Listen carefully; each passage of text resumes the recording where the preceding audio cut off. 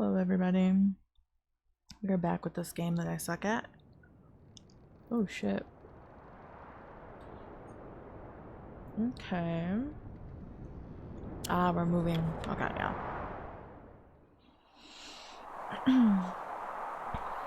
After a hard morning dragging the boats, the crew came across deeper snow ahead. Captain, the snow and the ice is getting deeper. We'll need to find a better path before dragging the whole crew through it. I'll be happy to take up the reins. Best we leave that to one of your scouts, Mr. Darling. The ice behind us is encroaching. We needn't lag behind a man with a cane. Old limp isn't that bad, Templeton. Well, it's bad enough. Time is of essence. Very well. You can't go wrong with my team anyway. Any one of them are capable of finding the path in the ice. Captain, if you want to judge the course of yourself, you should go ahead with them.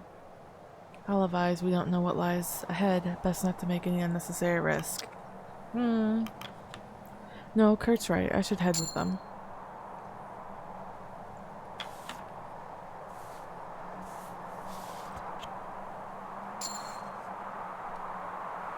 Quisley, you're with me. Let's go. You and Quisley trudge your way further ahead, keeping an eye out for the dips in the snow that could damage the boats. It isn't long before you both hear a sound ahead from the ice. It's stunning.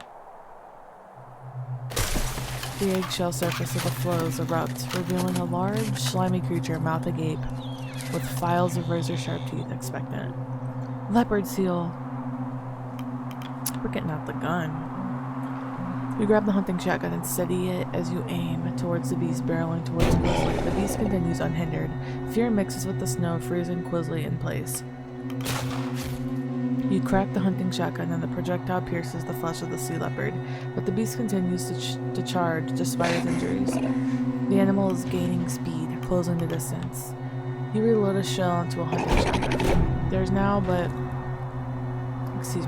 about 2 yards between Quisley and the beast. You load the second shell into the shotgun before clasping the barrel tight. The animal charges into Quisley, knocking him over in the snow. The shot connects. The beast drops lifeless on the ice. Inches from Quisley, shaken but alive. Hell yeah, we're taking up for food. Takes 2 slaying dog teams to drag the creature on stable ice. After processing and packing the sea leopard's meat, a trove of undigested fish is found inside its stomach. We're taking the fish because we're greedy. We can afford to waste any food out here. Damn right. Oh. Okay.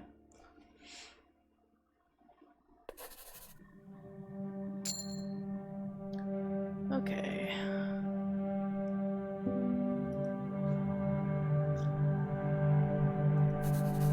A new camp has been erected on the ice floe. The prospect of land is still far. Sorry, my dog's still far off from here. The crew were ambushed by a leopard seal whilst moving camp. It was fortunate that all managed to escape with their lives. The crew are far away from safety of the Temperance. The open ice is home to many creatures, those who have not met any of this group's kind before, beasts who will feed on first instinct. The crew must be prepared. That seal was but the beginning. Sign off. The beast was quite the specimen. I wonder if we'll encounter another of its kind. Of course. Captain, close one yesterday, wasn't it? Let's hope there aren't many more beasties looking to make dinner of us.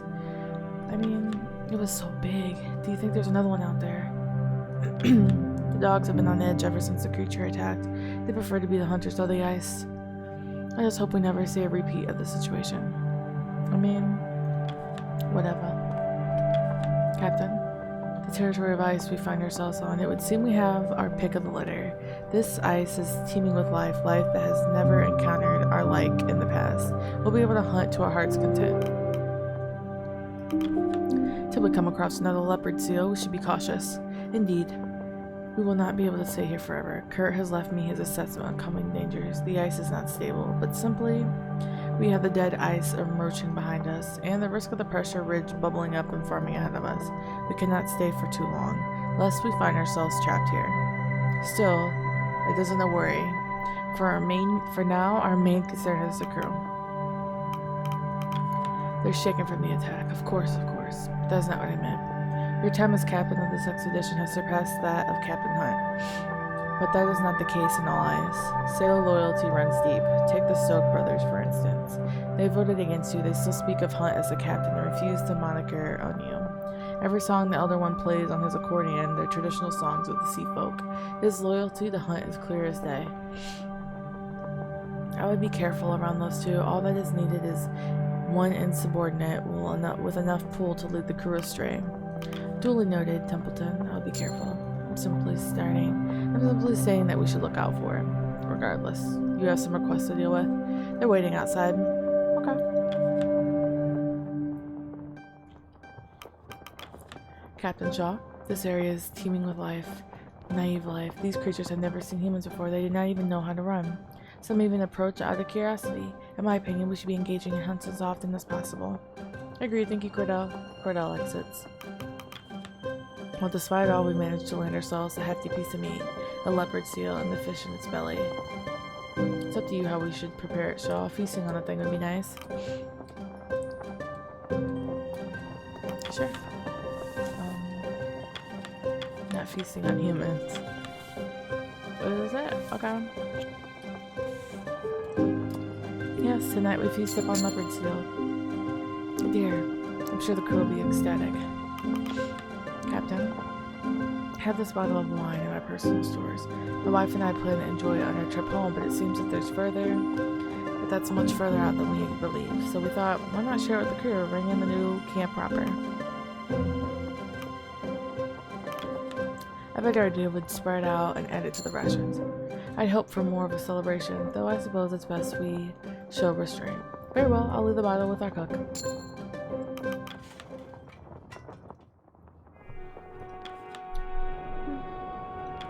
Are you just waking now? Couldn't sleep. You're scared of another seal attack, eh? Aye. Well, at least you're honest about it. Alright.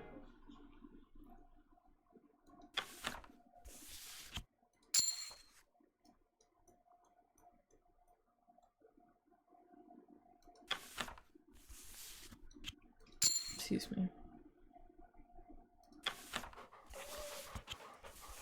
Yeah, but I need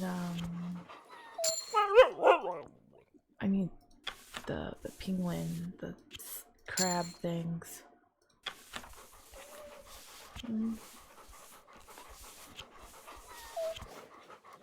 God damn it.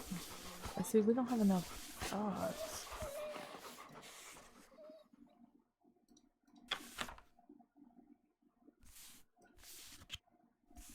Sure. Oh, we can't due to... Okay, whatever. Well, that seems that all we're doing. What are we adding to the pot for this week? I mean, honestly, we shouldn't have to put anything. But I'm sure somebody's hungry.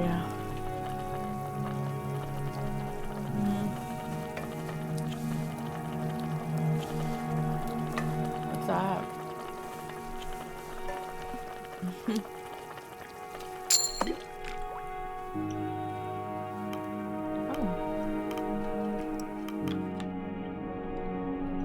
Oh. Okay.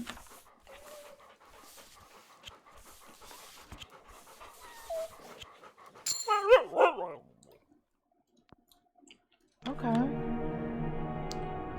I didn't know the more you feed into the pot, dogs will become available.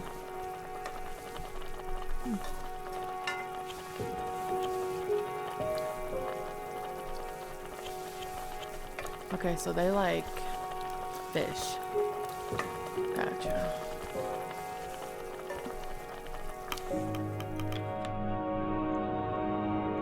As for fuel, well, we're gonna have people that are cold, so y'all need to work.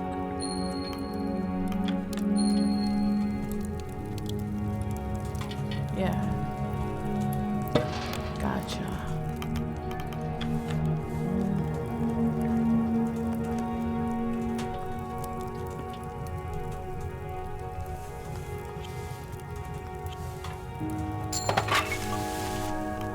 There we go.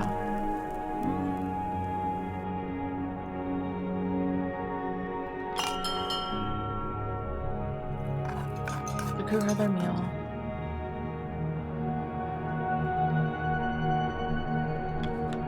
Timmy, don't be wandering off. I'm fine, Dad. Stick close to me, don't know what's out there. I said I'm fine. You make your way towards the main camp, approaching Kurt as he speaks to Nutley. Well, it's not that I find it new, so I understand how the struggles of having so much pressure put on you at a young age. So you're saying you were nervous when you were my age? No, of course not. I was about 6 foot 5 inch hooker in rugby. But of course, I can emphasize. You approach and you notice Kasha following close behind you. A few steps back with hesitation, Kurt's eyes catch to you. He calls the both of you over. Ah, Captain Shaw. I was just helping our good doctor. Our first trip out into the ice left him shaken, and I'm set to calm his spirits.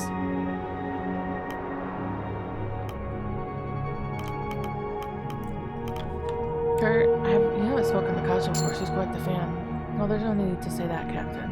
Oh, is that so? Kurt smiles as he puffs out his chest with confidence. Happy to hear of a fan aboard the crew. Well, fan sounds childish. I've simply followed your career for a long time. No need to be modest. I haven't considered many a fan in my time. I must explain your habit of snapping photos of myself from a distance. Kasha shakes her head. That's not it. Your stature simply makes for the impactful images. It's the same with Nutley and his constant look of abject terror. That makes for good photos. They look amazing. It's great work. Keep it up. Thank you? Well, if it's not sell our good doctor short, I'm sure with time he'll feature in images with stature rivaling of my own. Nutley stares at the floor. I probably don't have it in me, not compared to the rest of the crew. The rest? Yeah, so look at someone like Hammond rescuing the boiler, how Kasha covered the plagues in the street, and you with your famous expeditions? What do I have? Kasha steps forward in the conversation. Is that some kind of jape? You're a doctor. You perform surgery. That's brave as it is. Oh, thank you. You're a trained surgeon. None of the rest of us can say that. It's true, Nutley. You're a valuable part of the crew. I am? Right, yes, I am. Thank you, Captain Shaw. We're all doing a good job of pulling our way around here.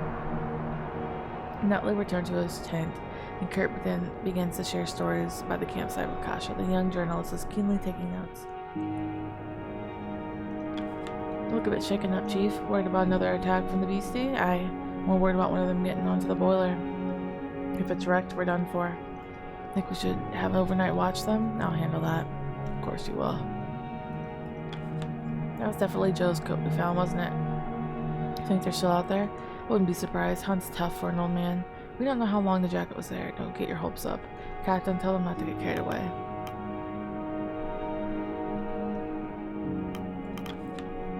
I don't know, we can't know anything for certain. Exactly. Don't run with the theories. Nah, the jacket means something. It can mean Joe froze to death. Well, don't you have a sunny disposition? Be realistic. Come, Josephine, in my flying machine. Apologies, the tune has not left my head in weeks. At the very least, I found a manner to calm the pack.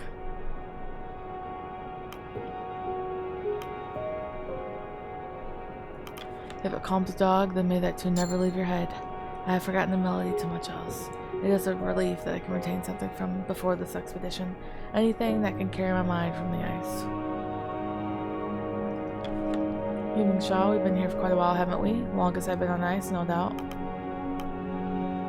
What was your previous record? Nowhere close, not even a month. If you stay this long and make it out, apologies, Captain. Didn't mean to cast, I don't know, darkness or something. Overheard some crew talk about how they missed proper food back on land. Ungrateful bastards should have smacked them. Ha, can't blame them though. We've been out here for quite a while. Their complaints are ridiculous. There's nothing wrong with your food. I know that. As do they, I bet. Still, they miss something that's fair. For me, it's the seal I miss. Sea, not seal. The fuck?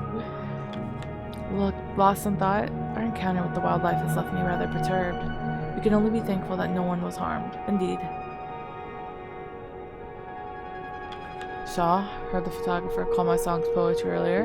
Never thought about being a poet. Can't even write. Writing isn't a requirement, poetry is oral too. I might as well sing at that point.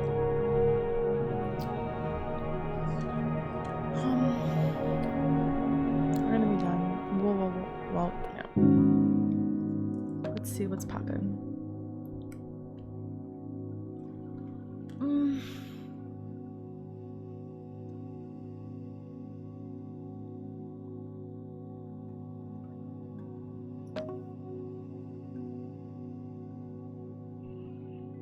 Alright.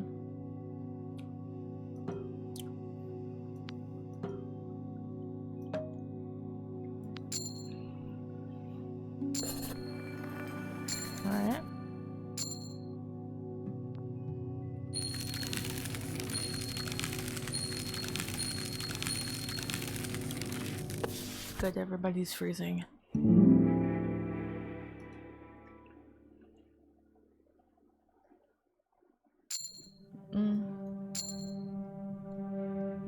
Yeah, I understand.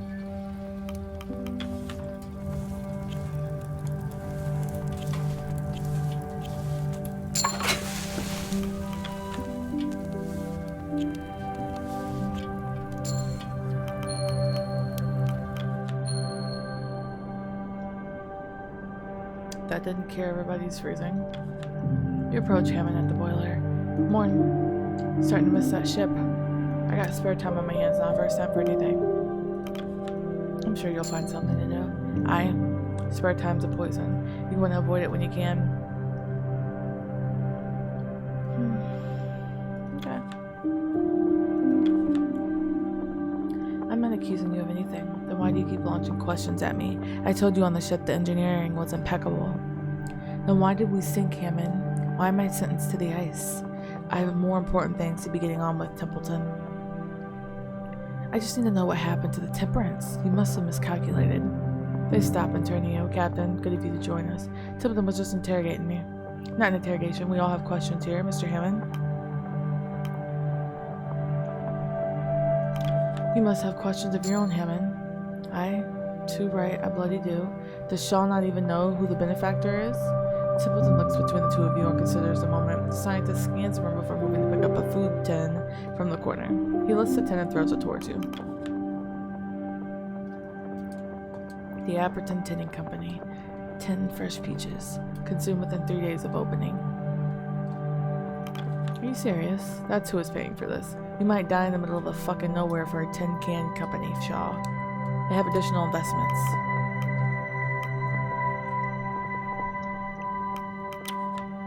Certainly a step down. It's no matter anyway, the money is good. This changes nothing about the missions. The mission is our survival, not the money, of course, but I'm certain you would appreciate handsome pay as a reward for survival. The two men observe each other. Are we all in agreement, Captain? Aye, for now. Hammond exits.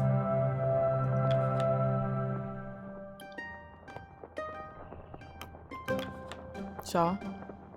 I did a stock on our current food after leaving Temperance Camp. We're burning through our food stores at a fair rate.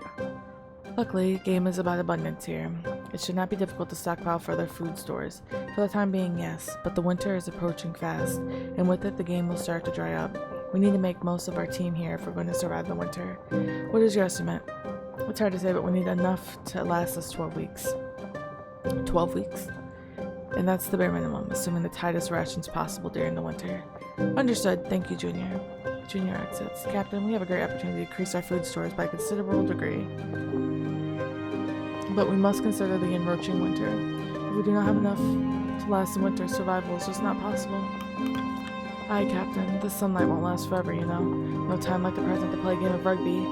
A game with the crew? That's what you're suggesting? Why not? Keep spirits high and the blood pumping. An active cruise and healthy crew. A simple game always did wonders.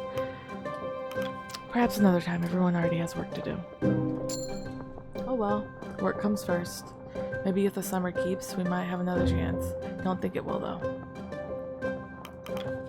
Sean noticed something? The crew go into their interviews with the photographer all shaken, but then they come out feeling better when they come out. Seems speaking to Belford helps alleviate some of their stress and trauma. I thought you should know. Well, Captain, we should continue to send any shaken crew her way.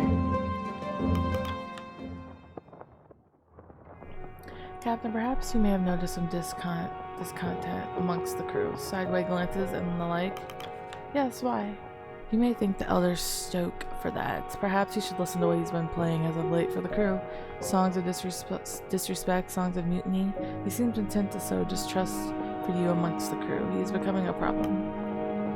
I feel like I should make peace with the man somehow. I fear you will have a difficult time, Captain. Stoke seems to dug in his heels. You will need to find some ways to appease him, either that or remove his accordion from the equation. Surely that would cause more conflict. Would you rather the tension bubble off, or would you rather cut it off here?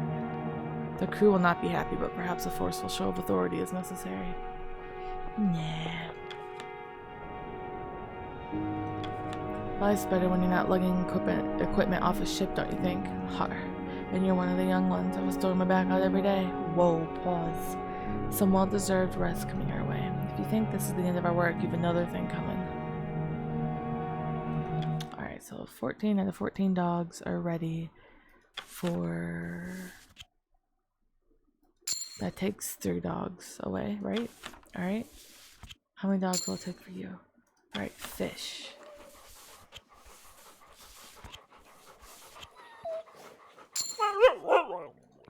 Alright, and then we're already out of dogs, right? Not out of these people, though. I don't know what this really does. What else marked out? What do they do? +9 decorum. I don't really know what that is. I don't know what that does. Okay, but we have 0 dogs. They're gathering fish.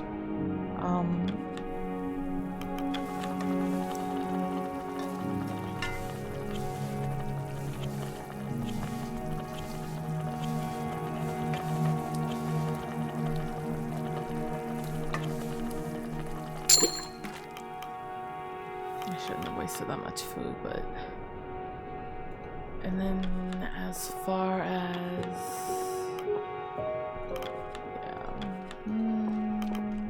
Yeah, we can have somebody talk. Here. There's an interview for you. As for the fuel, we're loaded up. Yeah, they're already doing it. Okay. Just getting a piece of bubble gum.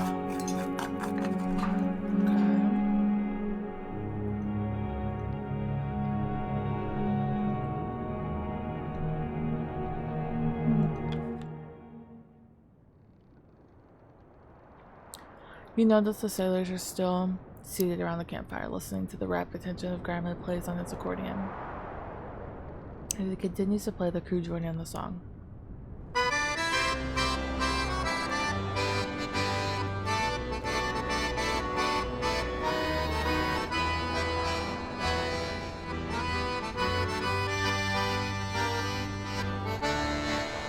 Captain has a frozen arse. Hard as rock, no thawing soon. Gramley, may we speak in Never private? tells which way is south. No. You must have misheard me, Gramley. Let us speak in private. Didn't mishear me. Anything you want to say, you can say in front of the crew. I will only tell you once. Do not play another song like that again. Or what? What will happen? You will have your instrument confiscated, I'm warning you.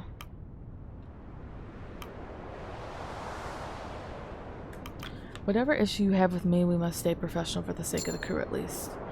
You walk up to me with all that thunder and then you back down, fine. You're a pretender, I've said it before and I'll sing it again. Alright, let's calm down. No need coming to blows over this. The crowd disperses as the crew return to the business. Should you be with your father, lad? I'm grown enough. I thought the same at your age. A long time ago. Huh. Consider yourself lucky someone's taking care of you, kid. Cap, I never thought I'd say it, but I'm starting to miss being on proper land. There's more to drink back on land. Ha, it doesn't. It does have that going for it. A lot of bad memories back on land, though. Captain, you have any children of your own? No, none. Didn't think so. Most of the crews don't know what it's like. Have you ever attended the theater, Captain? It's a luxury I have not indulged in quite some time. A good 10 years at least. I have seen a few plays in my time, yes. That's good to know. Perhaps we can trade experiences at some time? Enjoying the craft of the theater is quite the escape, Captain. It's a shame that that is a luxury we cannot carry with us on ice. I had a musician on his crew while I was a small one. Learned how to play and make the accordion from there. Then they just left. I always wondered what happened to him.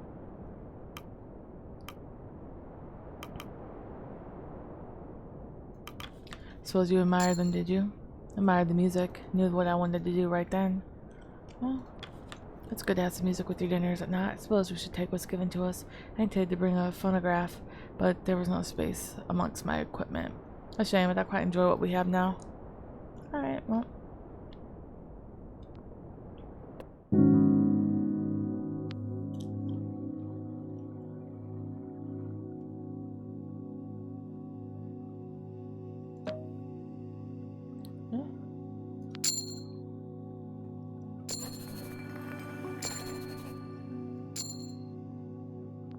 What do the researchers do? How is... Oh, they're coming back from the sled. I was about to say, how are y'all still getting freezing when I'm putting all this stuff in the fire? Oh shit. Don't die.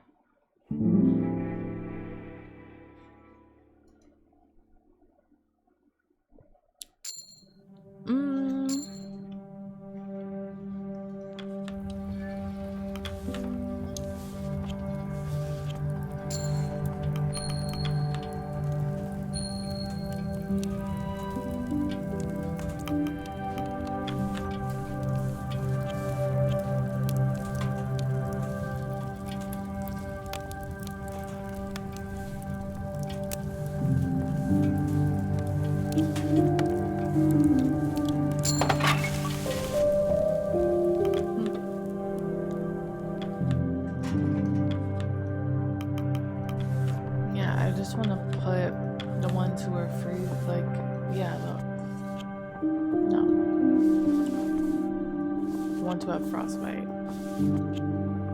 Anybody else have frostbite? I guess. Just rest.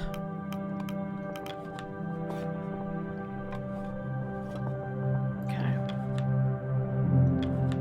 Morning, Captain. I think I'm gonna miss the summer when it leaves us. Never took you for a summer man, Hammond. I'm not. Winter means colder. Colder means having to waste more fuel on this bloody thing. Not looking forward to that, let me tell you. This one wandered into my tent this morning. Come along, Pascal. Don't bother the doctor. Did he get into your stores by any chance? No. He just woke me up from my sleeping bag. He was licking my face. A friendly one. No need to be frightened, Doctor. I'm not, of course.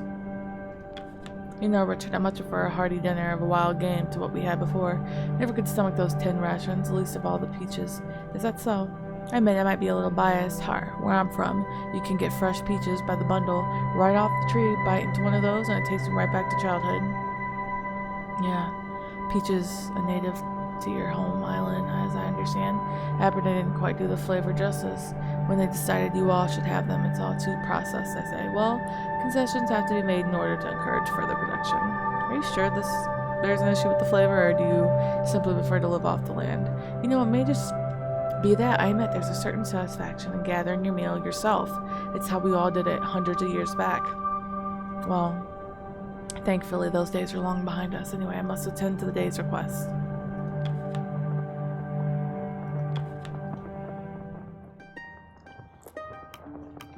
Oh boy, what's he want? Captain, I've been thinking. What is it, young man? Well, I'm not a very good sailor. I'm very small. I'm not very strong. Well, we're sorry to hear that. But I still want to help. There's plenty of sailors, but there's not as many scouts or scientists or engineers. Well, those roles require quite specialized skills. I can learn. Dr. Nutley loaned me his books, and I've been learning to read. I can still help just a little. Well, earning a doctorate is out of the question in this scenario, but training isn't out of the question. If you're diligent, I suppose you could be taught some of the basics enough to lend a hand at least. That's what I thought. Captain, please?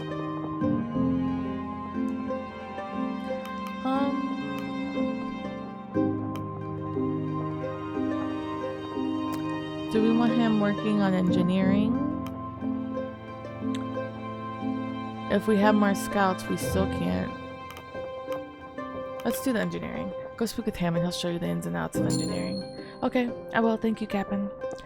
I doubt Hammond will have much patience for the boy, though I suppose the impatience will lead to quick results if young man Ward has will. I'm telling you, you're jumping the gun here. And I'm telling you, you're out of your bloody mind. Gentlemen, what seems to be the issue? Apologies for bursting in like this, but winter is on its way. We need to hunker down as soon as possible. If we want to survive the cold, we'll want a camp to be set up for the winter in 2 weeks. And you disagree with this, Kurt? You want protection from the elements? I understand, but I just know how long the winter can last. If we haven't stockpiled enough food, we'll starve to death waiting for the weather to clear. So you would suggest a longer hunting period? Much longer. 5 weeks if we can. 5 bloody weeks? Winter will already hit by then. Are you mad? We have enough to live off. 2 weeks is all we need. I'm sorry. Have you been on the ice before? You talk like you have. Don't need experience to have common bloody sense, do I? Men, calm down. There's no need to turn this agreement personal. Captain, your thoughts? I'll have to think this over. You both make good points. Oof. You can't sit on this, Captain. You have to decide. You can't afford to be hesitant. Enough of you. Captain Shaw will think the matter over. I trust the Captain's choice. Perhaps 2 weeks from now, circumstances will change. We will see. Now, if you both carry on with your work. Fine. Okay, I trust you, Captain. Captain, a suggestion. The ice at the camp seems stable enough that we could convincingly drill a hole through it. For what purpose? Ice fishing. I understand the crew are quite adept of pastime, and it would prove a pathway to gather more food. Yes. Oof. Everybody's... What people do you need? Like, you don't need sailors. Scouts? You need engineers, scientists? Oh, yeah.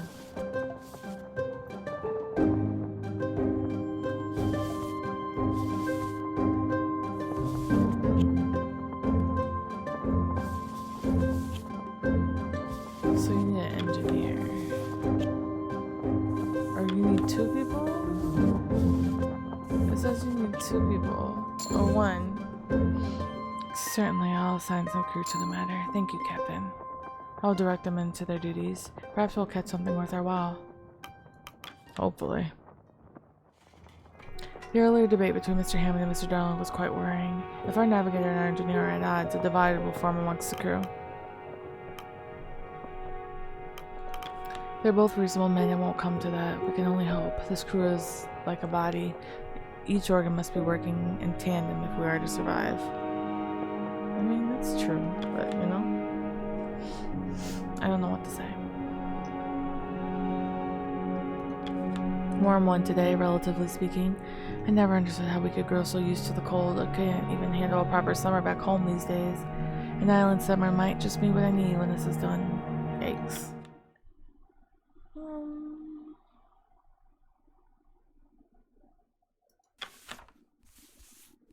I don't want to send you out there and...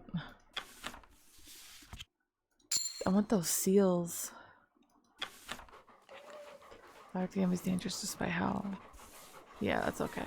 They can be wounded, it's okay. Only 2? Okay. Expected more. There you go. Hunt penguin nest. Nest. Oh god, we don't have any more dogs. Okay. So this is as warm as it gets down here. It's still cold, isn't it? You think you're cold? Wait until you have old bones like mine. Hope I'm not still stuck here when I'm old. Did we put any food in the thing? No, I don't think we did. Fish.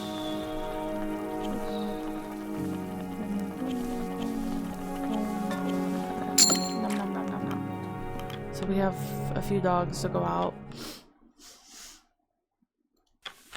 Alright. No, it takes 4 dogs to go scout. Interesting. I'm assuming y'all can't go. Okay. Huh. Oh. I did put fuel in the thing, right?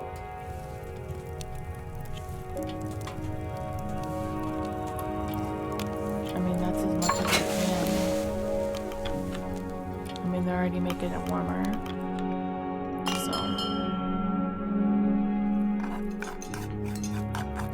Because there gonna be another singing outburst this time for dinner? Oh boy. You notice the sailors are seated around the campfire, listening to the rapt attention of Grandma plays on his accordion, the same song from last week. More of the crew have since joined.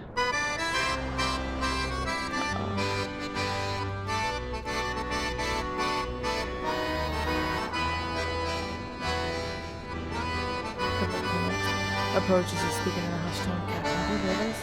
This is Captain has a frozen arse. Hard as rock, no thaw in sin. Your leadership is in question. You have Never to act. tells which way is south. Hardly tells their arse from mouth. Without hesitation, you lunge yourself forward and pull the accordion from Grimley's hands. You throw the instrument overhead, plunging into the snow. You raise your boot and drive your foot into the center of the device. It lets out a sad wheeze, gasping its last. You continue to stomp until Grimley regains his composure, pulling you back and holding you by the scruff of your neck in a fit of rage. What the hells are you doing? You play something like that and expect me not to act? Grimley goes quiet, as does the crowd. Slowly they all begin to disperse. Templeton gives you a knowing nod as you walk away. I see the chief's got into a bit of a spat with Mr. Darling. Aye, Hammond's brilliant, but he's adamant to make everything harder on himself. Not that Darling isn't. Can't believe that from Shaw. Fragile captains like that. Still a shame, poor Grimley. I don't give a fuck about Grimley. Captain, you did the right thing tonight. The sailors may hate you for now, but a display like that? They will respect you. They will respect it come morning. I've noticed old Kurt has been butting heads with the engineer lately. Not surprised. Mr. Hammond has butted heads with just about everyone so far. The mole man ought to be careful who he speaks to. He's fortunate Kurt is so patient. Let's be fair, Kurt has been stubborn as the rest of the times. Oh. Are you ice fishing? Yes. Are you interested? My father would take me fishing quite often. I have some experience. Oh, of course, it's a different story on the ice. Feel free to take the reins, Doctor. Oh, thank you. Perhaps a little bit later. Captain, something occurs to me. I know strangely little of your life. You have invited me here several times now, and I've given you little thought to asking about your own affairs. A staggering lack of etiquette, wouldn't you agree? There isn't much to know, you needn't ask. I would not speak of myself so harshly, Captain. Still, you aren't wrong in your assessment of my interests. You are Captain Shaw, and that is all I need to know.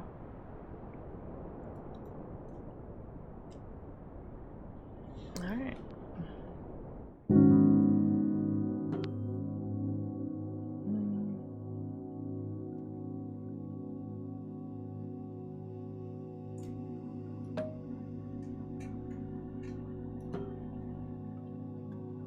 Well, that's just what we're gonna have to go with.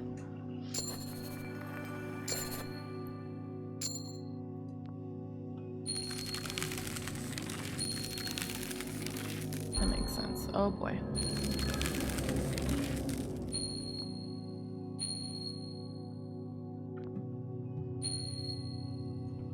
And we're gonna leave it there, right? And I will be back with the next one.